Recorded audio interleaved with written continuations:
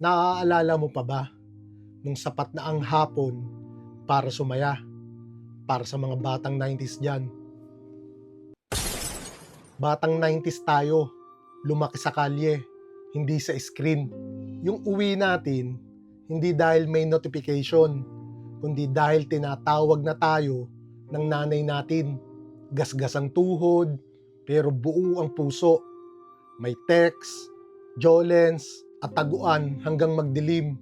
Walang wifi, pero solid ang connection. Hindi tayo mayaman, pero kompleto. May kaibigan, may kwento, may tawa na walang filter. Tapos ngayon, parang mas madali na ang lahat. Pero bakit? Parang mas mabigat. Yung dating simpleng saya, ngayon, hinahanap-hanap na lang. Minsan, gusto mong bumalik, kahit sandali lang. Sa panahong ang problema mo lang kung sino ang taya sa pool.